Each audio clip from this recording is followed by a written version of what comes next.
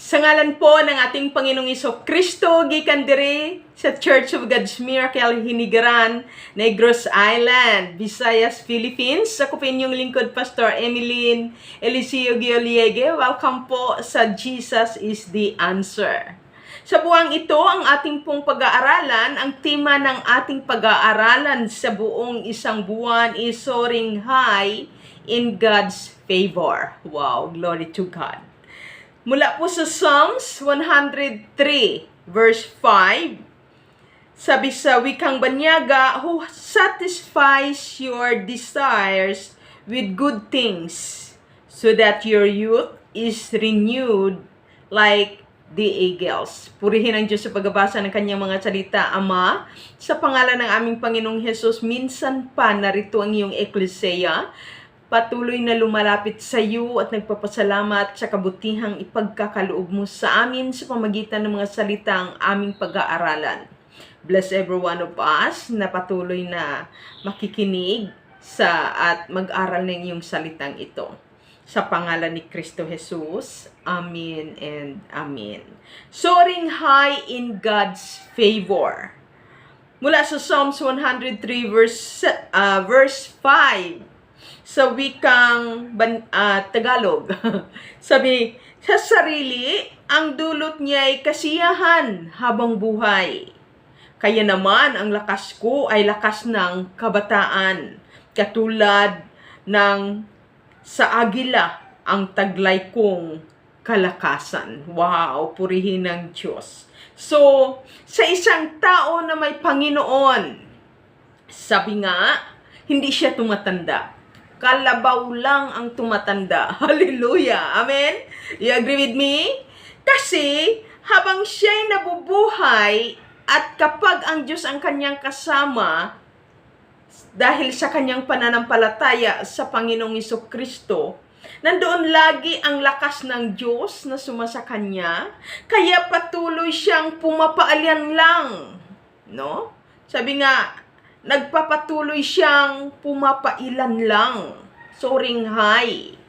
Sabi nga, sa pamamagitan ng lakas ni Kristo Jesus na kanyang sinasampalatayanan. So, ganun ang kalagayan natin ng mga Kristiyano. We look like an eagle na kung kailan ay tumatanda, ay palakas ng palakas. No? Or sabi nga, kung kailan tumatagal sa pananampalataya, sabi nga, palakas ng palakas ng palakas. Nararanasan niya ang mga bagay na kung saan ay yung nagsusoaring high na siya, like an eagle. Alam niyo, ang agila, kapag sinabing nagsusoaring high siya, pataas ng pataas ang kanyang lipad. Kaya kampay siya ng kampay, at pagdating niya doon sa pinaka-itaas na level, no, ng kanyang lipad ay matining na. Nagsusoaring high na siyang ganun. Ibig sabihin, ganun katindi ang lakas ng kanyang pakpak, kayang-kaya niya ang lakas doon sa itaas. Na kahit malakas ang hangin, pero sabi nga, naka-steady, no? Soaring high, matining ang kanyang lipad. Hindi siya yung kampay na kampay ng kampay. So, tayo na mga sumasampalataya sa ating Panginoon, kung kailan, kapag tayo nagpapatuloy, patuloy tayong nag-grow sa pananampalataya, patuloy natin nararanasan yung mga tinatawag na supernatural, highly favored ng Diyos sa ating buhay. Always think of this. Sabi nga ng Panginoon, makakaranas tayo ng mga bagay na mahiwaga na hindi pa naranasan natin sa tilang buhay natin. So this is the time, this is the moment This is the pleroma time na kung saan ay matindi ang sitwasyon ng kadiliman sa kapaligiran sa mundong ito, but dito makikita ang kaibahan ng tunay na naglilingkod at tunay na sumasampalataya sa tunay na buhay na Diyos na nagbibigay ng lakas doon sa kanyang mga anak at mga hinirang na tanging sa kanya lamang sumasampalataya. Nadadagdagan kung kailan ang pananampalataya niya ay nag-grow, katumbas din ng lakas na taglay ng Diyos ang sumasa atin pag-grow ng grow. Kaya kahit tayo ay masusubukan kung tayo ay tunay na nagsusuringhay na sa presence ni Lord sa pamagitan ng hindi biro na mga problema, yung mga peculiar na problema na ating nararanasan, doon mo makikita na tunay na tayo ay malakas na, patuloy na palakas ng palakas sa presensya ng Panginoon, sa pananampalataya sa Diyos, kapag ang ating mga problema ay, sabi nga, pahiwaga na rin ng pahiwaga. Peculiar, unique, lahat na, no? Na mga problema na dati hindi mo naranasan, pero ngayon naranasan mo. Pero always think of this. Bakit pinaparanas ng Diyos sa atin ang matindi na mga problema ngayon? Na halos parang hindi na natin alam kung ano nga ba talaga ang solusyon para matuto tayong lumapit sa Diyos, no? Maging matatag ang ating pananampalataya, magiging closer sa Diyos.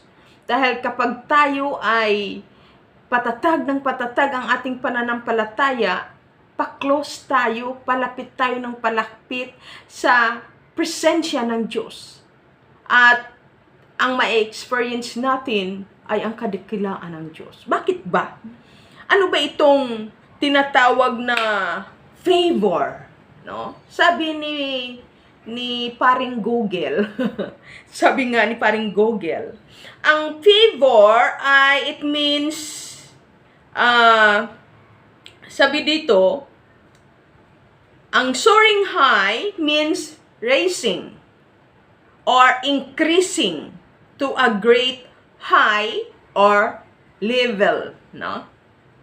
Either physically or figurative, no?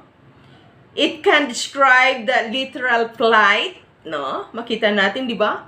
Yung airplane, kapag tingnan mo sa langit, napakalayo. Akala mo ang liit-liit lang, halos parang hindi mo na nga makita kapag may cloud. Parang akala mo kasing laki ng langgam. Pero magugulat ka kapag ikaw ay nandoon na sa airport, ang laki pala, no? So, doon mo makita na ang Diyos natin, kung ating titingnan, parang halos hindi na natin makita Kasi, ang layo-layo ng trono ng Diyos So, ibig sabihin, kapag halos hindi na natin makita, ibig sabihin, ganun na kalaki talaga ng Diyos. Higit pa doon sa ating maiisip. Behind of our comprehension, ang laki ng Diyos. Kaya itong Diyos na napakalaki, ito ang nagbibigay sa atin ng kapangyarihan upang magawa nating mag-soaring high. No? Sabi nga, makarating tayo to the highest level ng presence ng Diyos. Kaya, nakikita natin na if we have Jesus Christ, yung super laki nating problema, natatabunan na ng Diyos. Kapag ganun na ka-highest level, nagsusoaring high ka na sa presence ni Lord, naisiparating sa atin ng Panginoon na bagaman peculiar, kakaibang ating mga problema, but if you have Jesus Christ at ganun ka ka-close sa Diyos, ganun kataas ang iyong pananampalataya, hindi mo na makikita ang problema mo. Kasing nakikita mo yung kalakhan ng Diyos, pero hindi mo lubos nga siya makita ng buo. Dahil ganun siya kalaki. Kaya hindi mo talaga maulirat na rin yung problema mo. Kasi ang kalakhan ng Diyos ang nag-take over na doon sa problema. Kaya kay sarap, mapayapa. Dahil kung ating titingnan, ano ba itong soaring high sa Tagalog? Pumapailan lang. So ang nais ng Panginoon, wag lamang tayo magstay or parang okay na lang sa atin na simpleng mananampalataya, no? Simpleng Kristiyano. Sabi nga, naisin mo na maranasan pa yung makilala mo ang Diyos doon sa unang pagkakilala mo sa Kanya. Yung sukdulan na pagkadakila niya. Dahil kapag makilala mo ang Diyos sa sukdulang pagkadakila niya, bakit? Sino ba itong Diyos? God means supreme, above all, the creator and the ruler of the universe and source of all moral authorities and supreme being. Ganito lang naman ang Diyos na nagbibigay sa atin ng lakas na kayang gumawa ng kanyang kamanghamanghang pabor sa atin. Ano bang pabor ng Diyos? Ano bang ibig sabihin ng pabor? Yung pabor, it means an act of kindness beyond what is due or as usual. This is the moment na wag na tayong magtaka, mga Kristiyano. Kung among of the people, bakit kung kailan tayo'y Kristiyano, sabi nga, bakit ba kung kailan tayo'y palago na ng palago sa Panginoon, ika nga ay masasabi mo na nagmamature ka na, diyan pa yung akala mo yung problema parang Armalite, dudug, sunod-sunod. At matindi pang problema, bomba, hanggang, always think of this. Kapag gusto mong maranasan yung supernatural, highly favored of God, at maranasan na magsusoring high ka na, sabi nga, dahil sa mga problemang ito, nais mong maranasang yung supernatural, highly favored of God, always think of this. Missile na. Missile na ang mga problema mo. Ganun na ka-high-tech ang mga arms ng kaaway na aatake sa iyo bilang mga anak ng Diyos or hinirang ng Diyos na kung saan ay lumilipad na sa presensya ng Diyos. Nagsusoring high na. Kaya huwag kang magtaka, ikaw na tunay na Kristiyano, na palago ng palago ang iyong pananampalataya sa Diyos. Dahil ang mga problema na iyong mai-encounter habang ikay pumapailan lang, nagsusoring high ka sa presence ni Lord. Bakit? Alin bang mga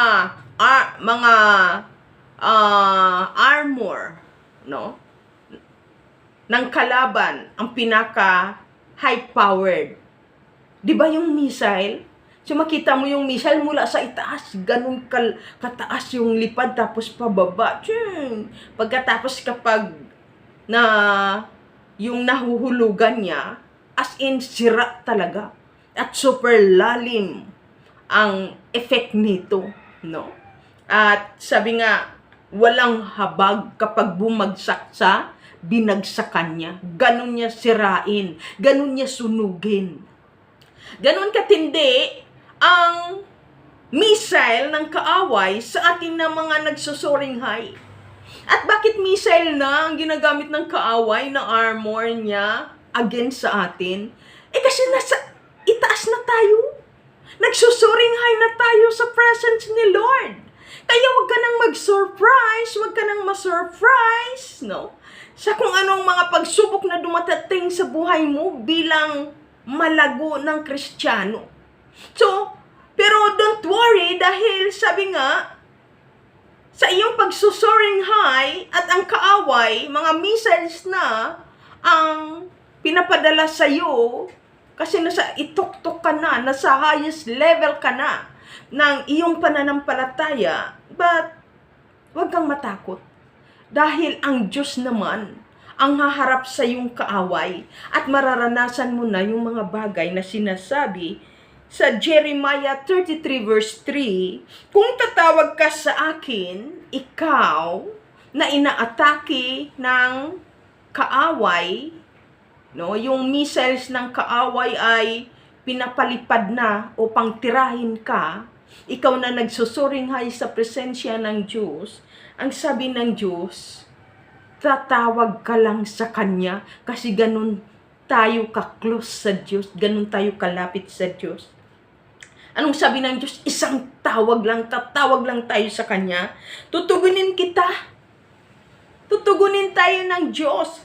At ipapahayag ko sa inyo ang mga bagay na mahiwaga. Tandaan mo ito. Ikaw na nagsusoaring high na sa pananampalataya sa presence ni Lord, kahit missile na ang pinapadala ng kaaway against sa iyo, upang ikaw ay tirahin dahil pumapailan lang ka na sa highest level ng iyong pananampalataya at sa presensya ng Diyos. Grabe, missile na ikaw yung sasalubong. Pero don't worry, dahil ang sabi ng Diyos, isang tawag mo lang sa Kanya, tutugunin ka na at mararanasan mo yung sinasabi niyang, ipapahayag ko sa iyo ang mga bagay na mahiwaga na hindi mo mauunawaan. Doon na natin maranasan ang tinatawag na supernatural, highly favored of God. Ikaw na nagsusoaring high in God's favor, natural. Sabi nga, missile ang problemang iyong mai-encounter. But always think of this bilang isang Diyos, our Creator, the Supreme, the above all, no? The powerful God, no? Sabi nga, andyan siya. Isang tawag mo lang, tutugon siya. At ipahahayag niya sa iyo ang mga bagay na mahiwaga na halos hindi natin maunawaan. Bakit nakaka-experience tayo ng kakaibang mga pagsubok? Kasi nais ng Diyos, maranasan mo ang kakaibang supernatural, highly favored niya rin sa'yo. Ikaw na pumapailang lang like an eagle na nagsusoaring high sa presensya ng Diyos dahil sa taas ng pananampalataya mo being as a matured Christian. Naka-level lang yan eh. Siyempre, kung ikaw naman ay baby Christian pa lang, siyempre, ang iyong mga problema ay pang-baby lang din. At ang ipadala din sa iyo ng kaaway, mga baby lang din na pagsubok.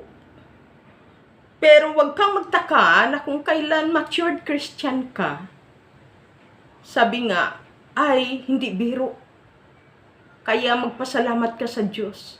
Doon mo malalaman ngayon na matured Christian ka na. Kapag hindi rin biro ang mga pagsubok na iyong nararanasan sa buhay. Kaya sabi nga, soaring high in God's favor ay nagpapakilala dito kung sino ang Diyos sa atin na may kakayahang magbigay ng pabor sa iyo. Ayon sa Efeso chapter 2 verse 20, sa Diyos na makagagawa ng higit kaysa lahat ng maaari nating hilingin at isipin. Always think of this. Kung gusto mo makamtan the supernatural, highly favored of God, be ready. Kasi ipaparanas sa iyo ng Panginoon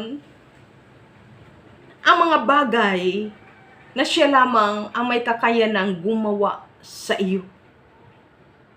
Sabi nga sa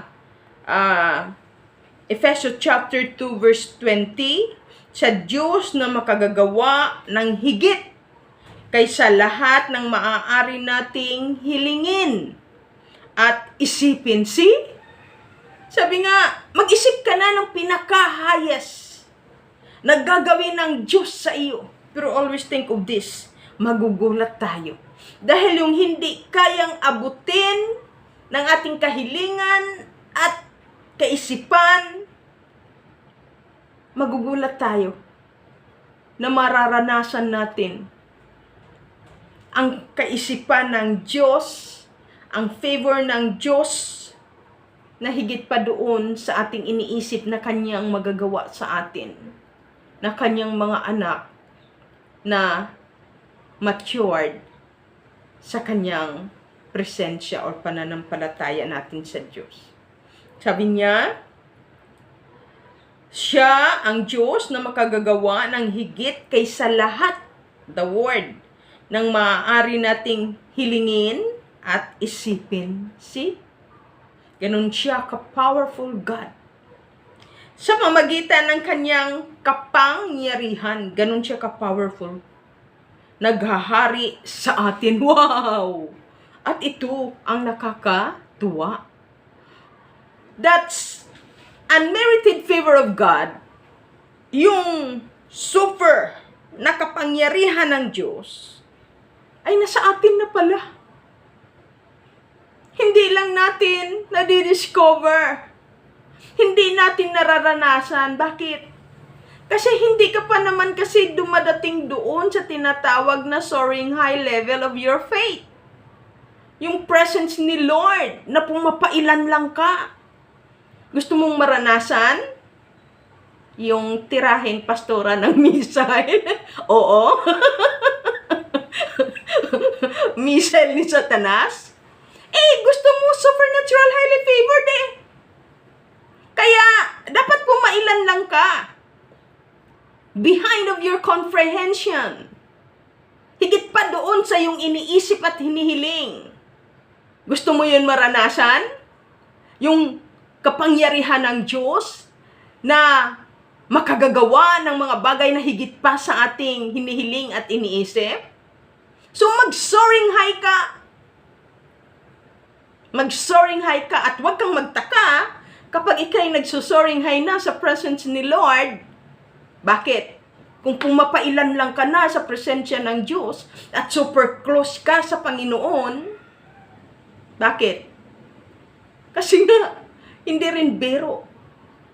Counterfeit lang yan eh. Kung missiles na ang ginagamit ng kaaway sa iyo, doon mo na mararanasan yung supernatural, highly favored of God, yung hiwaga ng kapangyarihan ng Diyos na siyang counterfeit doon sa gawa ng kaaway sa iyong buhay na nararanasang kakaiba, peculiar na tinatawag na pagsubok. Sabi ko nga sa Panginoon, Lord, kay sarap maranasang gumaling sa sakit at karamdaman, hindi dahil gawa ng doktor. Naisip ko noon, sabi ko, Lord, sinuka na ako ng doktor eh. Pinauwi na ako eh. Maghintay na lang ako ng kamatayan ko. Pero yung bagay na yun, nung tumawag ako sa Diyos, hindi ko akalain. Sabi nga, naranasan ko ang kamay ng Diyos na naghipo sa akin. At that is the reason why na tumayo ako. Bumalik ang aking lakas, ang aking ulirat. Bagaman yung mga panahon na yun, kumatos ako. Isip ko lang ang niig sa Diyos, ni kamay ko, hindi ko magalaw, daliri ko, ni hindi ko ma-open ang aking mga mata. Pero may pandinig ako. At ang kaisipan kong nakikipagniig sa Diyos. And at the time, naalala ko, soaring high. Sabi ko, Lord, naranasan ko na rin pala yun. Behind of my comprehension. higit sa aking hinihiling at iniisip, ginawa mo na yun sa buhay ko. How much more sa napakasimpleng problema ko ngayon? Sabi ng Diyos, gusto mo pa ba maranasan iyon? Yung supernatural highly favored na naranasan mo noon? Nag-isip ako, Lord, wag na lang po. Salamat na lang, at least kahit paano naranasan ko yun. Pero kung isipin ko, paano ko yun napagtagumpayan? At kapag isipin ko, Lord, ayoko na muling maranasan yun. Ibinigay mo na sa akin ang tugatog ng tagumpay sa sakit at karamdaman. And that's the reason why kaya ako naglingkod sa Panginoon. Dahil minsan pa naranasan ko yung supernatural highly favored. Kaya yung sabi sa akin ng Panginoon, o ngayon, ano sa paningin mo yung problema mo? Lord, sabi ko, sorry. Sisiw lang ang problemang ito. Pero parang feeling ko halos ikamamatay ko. Doon ko naisip, Lord, I'm so sorry. Hindi ganun pala kataas ang level ngayon ng aking pananampalataya sa iyo. Hindi ganun kataas ang level ng presensya mo na aking nakakaniig ngayon. Pero Lord, sabi ko, kung kalooban mo na maranasan ko ito, ano ba ang aking magagawa? Ang mahalaga ay nakilala kita. Na ikaw ang tunay kong Diyos na makapangyarihan, na makagagawa ng lahat ng bagay. Higit pa sa aking dalangin at iniisip. Kaya, your presence is enough for me. Kisa naisin kong makamtan yung tinatawag na supernatural highly favored. Kasi, kapag hihingi tayo ng supernatural highly favored, yan yung situation na mga missile. Anong ibig sabihin? Anong ibig sabihin? Hindi biro ng mga problema. Pero kung i-allowed ni Lord ang ganong klaseng problema, why not? I-grab na natin ang opportunity na siya naman ang ating Diyos na makagagawa ng lahat ng bagay higit pa sa ating dalangin at inaasahan. Pero magpasalamat tayo na ang problema lang naman natin ay napakasimple na problema. Tapos grabe na yung reklamo natin. Tapos nanlalamig na tayo sa Panginoon. Parang ayaw na nating maglingkod. Hindi na ganun kainit ang pag-ibig natin sa Diyos. Tapos nagdidiman tayo, supernatural highly favored. Tapos kapag i-allowed ni Lord yung napakalaking pagsubok, nagre-reklamo din tayo. Kaya, pasalamat na lang tayo kung ano yung mga pabor na ipinagkakaloob sa atin ng Panginoon. Ang mahalaga, maliit man o malaking bagay, ang mahalaga, nararanasan natin ang favor ng ating Panginoon. Ayon doon sa kung ano yung nais niyang ma-experience natin. Siguro, wag na lang tayong magreklamo. Ihanda na lang natin ang ating sarili. At patuloy na naising na, patuloy na mananatili, na maging maalab at mainit sa paglilingkod sa Panginoon. At kung dadalhin tayo ng Diyos doon sa soaring high or tugatog ng tagumpay, why not? Go! Huwag tayong matakot kung favor ni Lord na maranasan natin, His supernatural highly favored. Go! Pero alam mo, dahil maraming darating na hindi biro na mga problema sa buong mundo at hindi biro na, ha? Kaya this is the moment na siguro ihanda na rin natin ang ating sarili. Why not? Go on. Lumipad tayo sa presence ni Lord. Huwag matakot. Mag-soaring high sa presensya ng Diyos. Ihanda ang sarili. Anumang mga pagsubok ang ating maranasan. Dahil alam naman natin pagdating doon sa tugatog ng sa rurok ng problema, sa presensya ng Diyos, nakakamtan natin His supernatural highly favored. Kaya, let's enjoy the presence of the Lord. At hayaan mong ikaw na nasa problema na hindi maarok ng iyong kaisipan, bakit nangyayari yun sa'yo. So, maghintay at kamtin ang katumbas ng pangako ng Diyos na maranasan mong supernatural, highly favored of God. Kaya, rejoice! Ano man ang mga nararanasan nating sitwasyon. Dahil siya naman ang Diyos na makapangyarihan nagagawa nito sa ating mga buhay. God bless every one of us. Ama, maraming salamat for your supernatural, highly favored na patuloy na iparanas mo sa bawat isa at ikaw ang Diyos ang madakila sa aming mga buhay. Continue to protect, lead, and guide everyone at hayaan mong ma-enjoy namin ang iyong presensya. At mas naising namin pumailan lang. Pagpalain mo kaming lahat at ang kabuuan ng mga kapatid namin kay Kristo sa buong mundo. Salamat sa Santong Espiritu na hindi kami iiwan ni pababayaan at gagawa ng lahat ng mga bagay na hindi namin halos maunawaan, ngunit alam namin ikaw ang Diyos ang may gawa. Kaya kapatid, receive the supernatural, highly favored of God, the anointing of the Lord, in the name of the Father, the Son, and the Holy Spirit. In Jesus' name we pray. Amen and amen. God bless everyone!